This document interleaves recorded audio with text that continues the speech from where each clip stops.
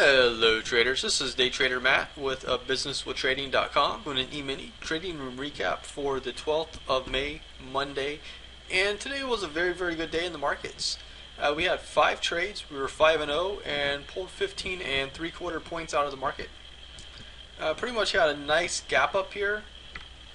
Market did chop around a little bit and then it just moved higher and then decided to move sideways for the remainder of the morning session. Sometimes that happens, and it was definitely a very interesting day. Our first few trades happened very quickly. We did grab a short here, which we did turn into a long, and then we took profits up here and got long again when it came back down, and we were able to hold that and make some nice profit on that move. After that, we definitely saw some a little bit of choppy to higher action. Price got up into this region here, and we did take a short, which we were able to take profit in. And then the market did come back up, and as it did come back down, we were able to get long and take profit on in this area here. So definitely very nice on the day. The majority of the profit was made on this move here on one trade, and the rest of it were pretty much making a little bit but not a ton. And that's a lot of times that's what trading does. One trade will be awesome, the other trades will be good, definitely not bad. The other trades will be good, it's just that maybe that one trade will just be spectacular. And it usually does coincide with, your monthly total. You'll have a couple days that'll just be stellar, stand out, and your other days won't be so hot. They'll be good, but just not be great. You do have those months where you have just the majority of the days are great, but those aren't going to happen all the time. And consecutive months like that aren't going to happen very often at all. Usually during some type of a move like the financial crisis or something like that.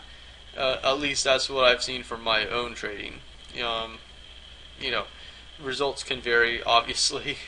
Trading is very different. Everyone's different, so everybody's going to trade a little bit differently. And that's the fun part about trading. Everything's going to be different.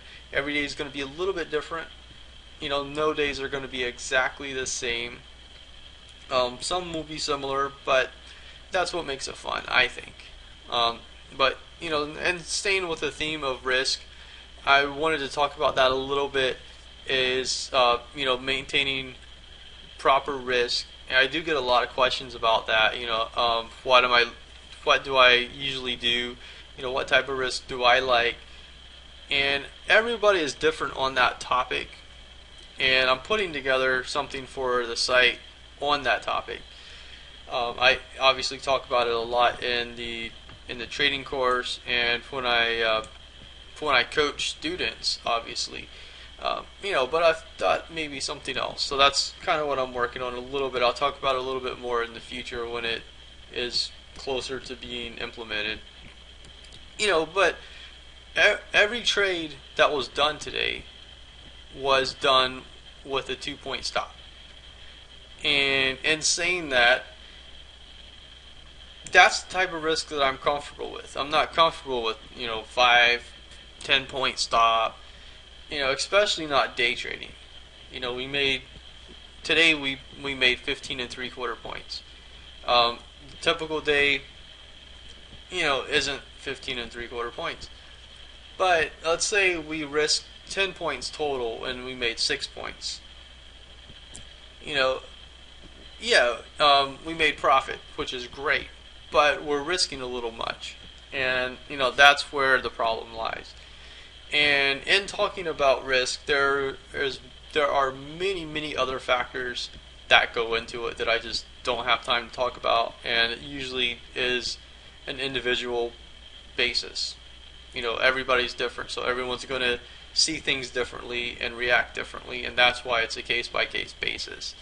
It's per the individual. But as far as risk goes, I'm not comfortable with anything that is of high risk. I like to risk 1 point if I could, but 2 points ideally.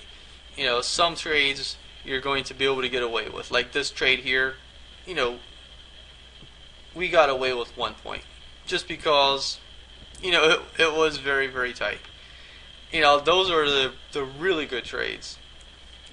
Some trades like this, we were risking 2 points and we were able to make a lot on. And day trading, your risk reward is not always going to be 2 to 1 or greater. You're not always going to be looking for a 2 or greater reward for every one risk, but it should average out a little bit better than that.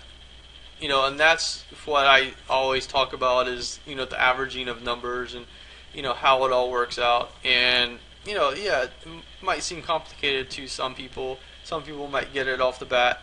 And it has nothing to do with, really one person smarter than the other. Just one is able to grasp the concept. And hopefully that made sense a little bit. You learned a little bit more about, how I view risk and a little bit about my perspective on it, and hopefully it answers some questions out there. I'm going to send this video out to my newsletter list because I do get a lot of questions about that, so hopefully that'll answer some of those. You can always leave comments below if you want, below the video. There's no such thing as a dumb question, so ask away. You can also email me, support@abusinesswithtrading.com. Thanks a lot for watching the video. Have an awesome rest of your day, and I'll see you back here in the markets. Thank you.